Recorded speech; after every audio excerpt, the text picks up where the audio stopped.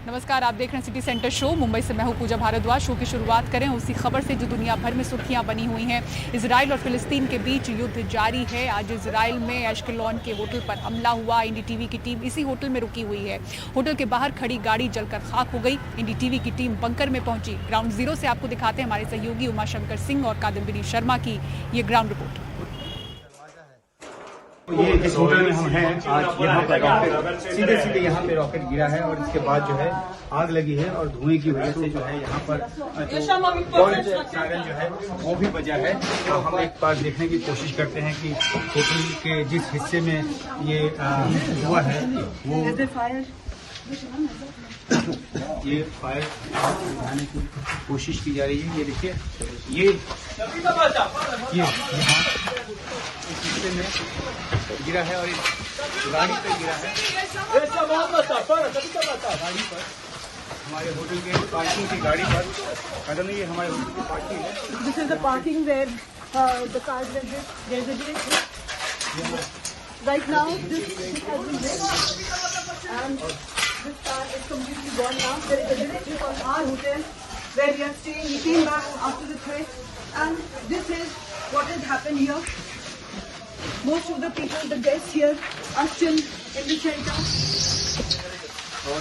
There is smoke everywhere. बार बार धमकी दी गई थी कि 5 बजे के बाद करेंगे और ठीक 5 बजे के बाद ये हमला हुआ है। हालांकि शहर के और किस हिस्से में क्या हुआ है वो जानकारी बाद में आएगी, लेकिन यहाँ जिस होटल में हम हैं एश्केलॉन में, यहाँ ये एक सीधा डायरेक्ट हिट रॉकेट का जिसमें कार जली है। हम बाहर और निकल कर देखने की कोशिश करते हैं कि और कहाँ क्या हुआ है। फिर से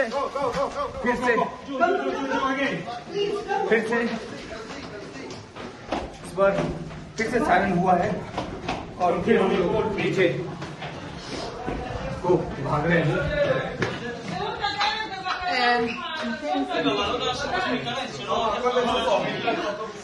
The siren has gone off again, and there might be more attacks. We have come back into our bunker. We're going down to see how the damage was.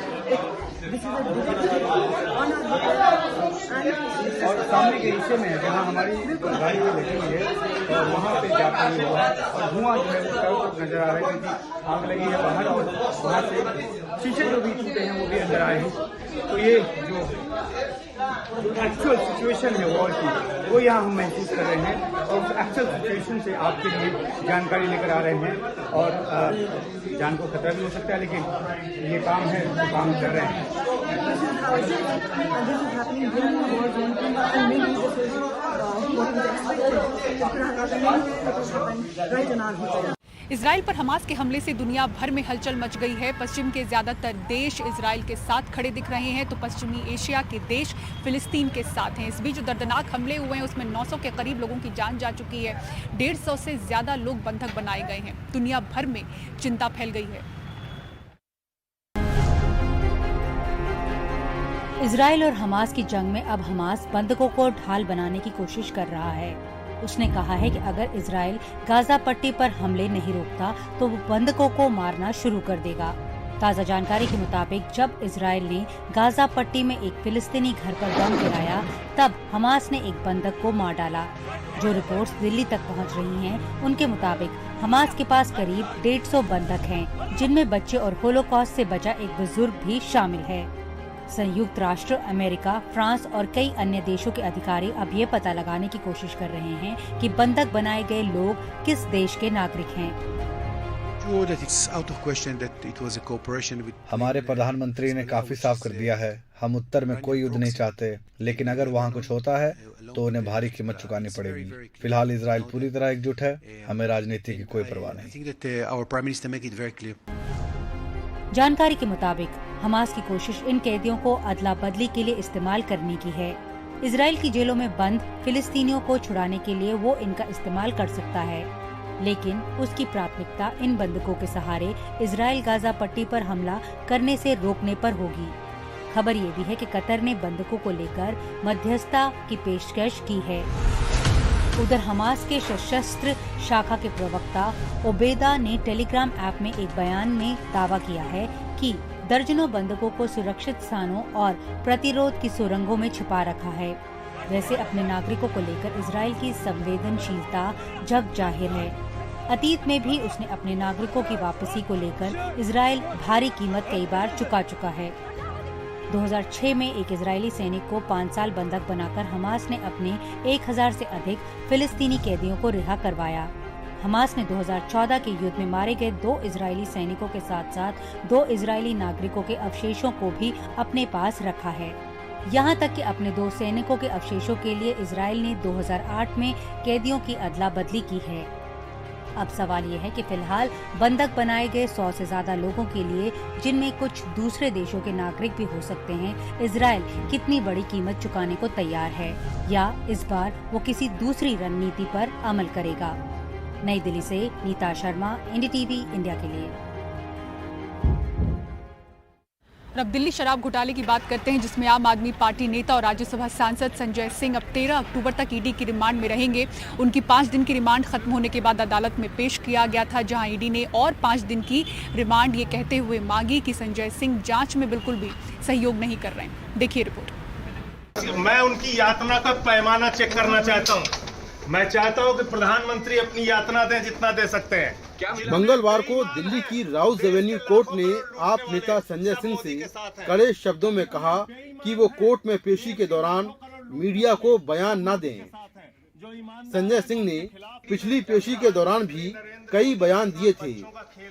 ED ने उनकी 5 दिन की रिमांड मांगी। यातना का पैमाना चेक करना चाहता हूँ। बहुत अपोज किया उस एप्लीकेशन का कि उनकी रिमांड एक्सटेंशन एप्लीकेशन में जो उन्होंने ग्राउंड्स लिए थे वो बल्कि वो हंसी का पात्र है। लेकिन अब चूंकि एक इन्वेस्टिगेशन एक प्रोसेस है तो इसलिए कोर्ट ने, वो तो और मांग रहे थे पर कोर्ट ने उन्हें 3 दिन का और समय इन्वेस्टिगेशन के लिए दिया है।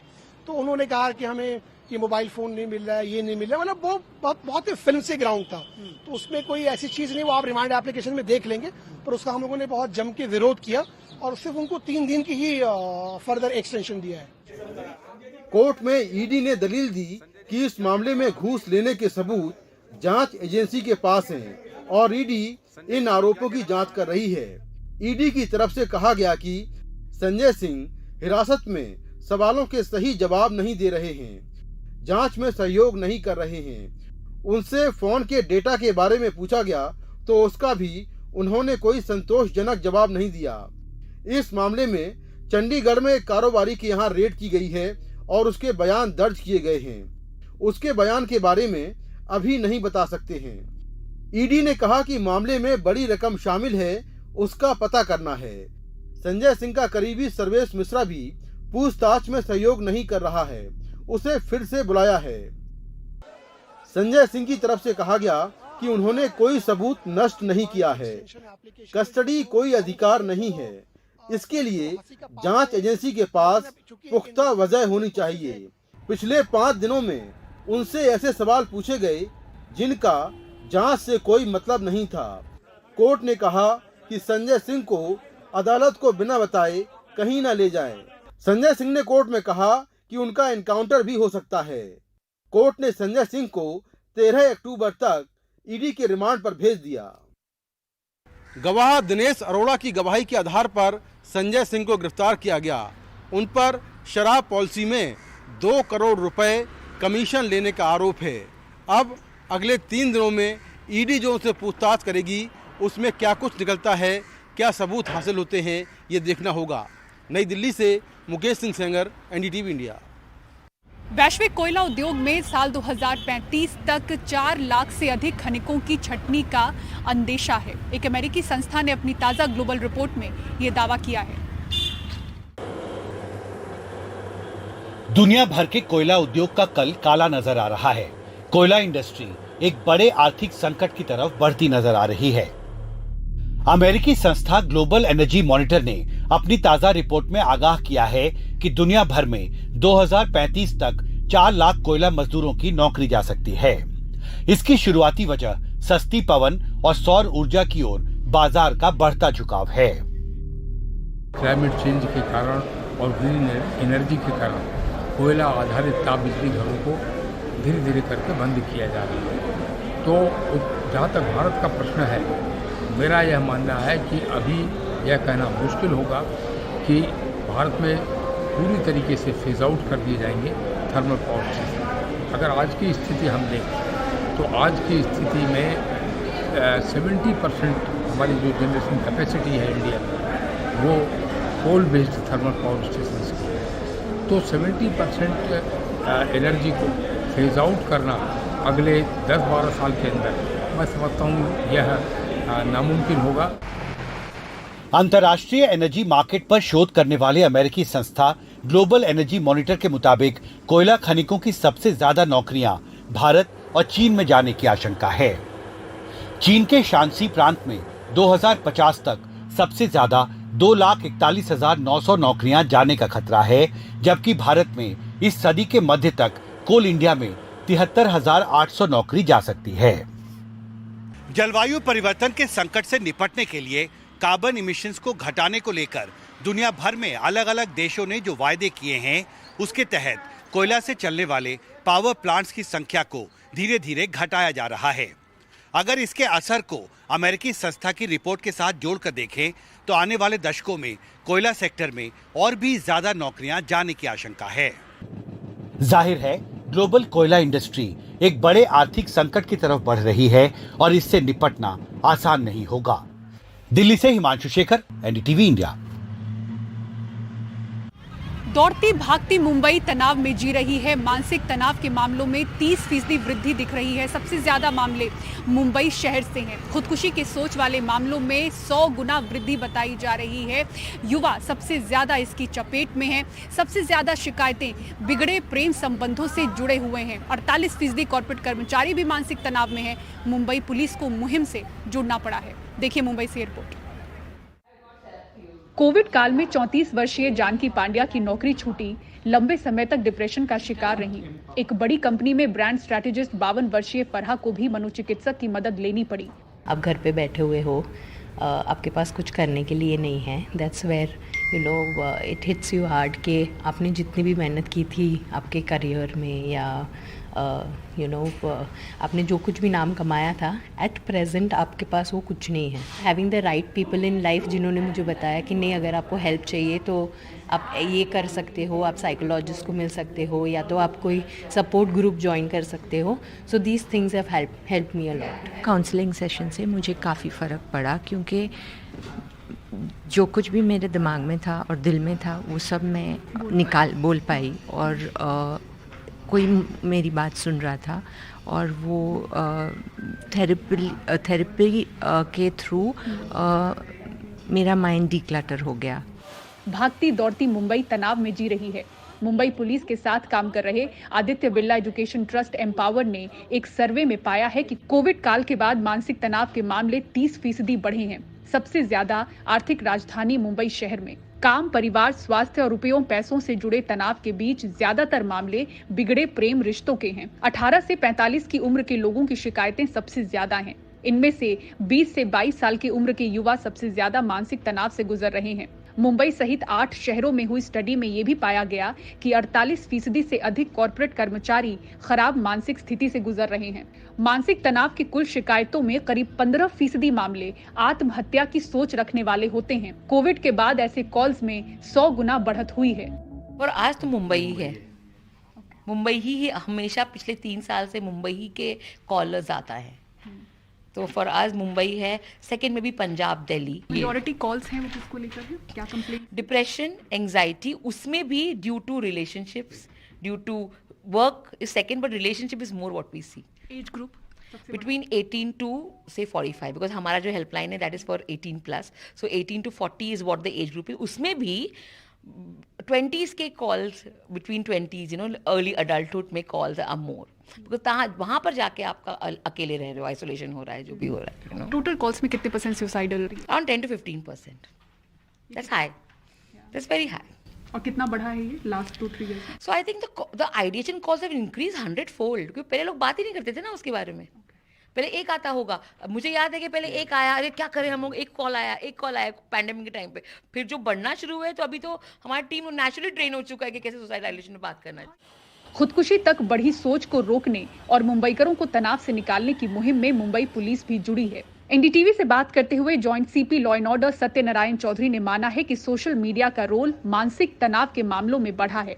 मुंबई पुलिस की मौजूदगी में होप नाम का टूल किट लॉन्च हुआ, जिससे खुदकुशी के लक्षणों को समझने में आसानी हो। स्क्रीन टाइम जो ज़्यादा होता है तो उससे बच्चों पर नेगेटिव असर पड़ता है, ये तो ऑलरेडी रिसर्च का भाग है। पुलिस अपने आप में जो भी चीज़ें होती है इसमें जिसको हेल्प की ज़रूरत होती है, जो भी हमारे कॉल जो हमारे पास आते हैं, तो उसमें हम लोग खुद भी वहाँ उसको रोकने के लिए, जो उनको मदद चाहिए वो करने के लिए हम लोग हमेशा तत्पर रहते हैं और इमीडिएटली हमारा रिस्पॉन्स होता है। उसके साथ साथ कुछ NGOs है जो मुंबई में इस सब्जेक्ट पे काम कर रहे हैं। नाबालिग बच्चों में ड्रग सेवन के बढ़े मामले भी पुलिस और मनोचिकित्सकों के लिए सरदर्द बने हैं। इससे बिगड़ा मानसिक व्यवहार भी कई बार नाबालिगों को अपराध की ओर खींच रहा है। जैसे पहले होता था कि अगर आप देखिए कहीं पर भी नशे के बारे में बात कर रहे हैं तो वर्क प्लेस, कॉलेजेस, ऐसे जगह पे कैंपेन है, अवेयरनेस हुआ करते थे। आज अभी स्कूल में जाने की ज़रूरत आ रही है, क्योंकि 7th स्टैंडर्ड से लेके ही बच्चे हैं कि जिनको एक्सपोजर मिल रहा है, जिनको ये इन्फॉर्मेशन है। कई बार पुलिस वार्निंग देके छोड़ देते हैं और उसके बाद उनकी रिपीट ऑफेंस, जिसको रिपीट ऑफेंडर कहते हैं, वो बढ़ता जाता है। तो इनको भी हम काउंसलिंग के लिए ला रहे हैं। मुंबई पुलिस इनको भी हमारे पास भेज रही है हमारे सेल्स में, और हम इनकी काउंसलिंग करवा रहे हैं। NCRB का आंकड़ा भी कहता है कि महाराष्ट्र ने सबसे ज्यादा आत्महत्याएं देखी हैं। मुंबई में रोजाना 3 से 4 मौतें खुदकुशी से हो रही हैं। सरकार, पुलिस, BMC सभी जमीन पर काम कर रहे हैं, मुहिम शुरू कर चुके हैं, लेकिन इन सभी मामलों में एक आम बात दिखती है और वो है अकेलापन। ये मामूली सा जो शब्द है वो आत्महत्या, ड्रग सेवन और मानसिक तनाव के पीछे का जड़ बना हुआ दिख रहा है। यानी कि कोई हेल्पलाइन तक पहुंचे उससे पहले ही उसे हेल्प उनके परिवार और करीबी दोस्तों से मिल सकती है। मुंबई से कैमरामैन सचिन और अमित पवार के साथ पूजा भारद्वाज, NDTV इंडिया।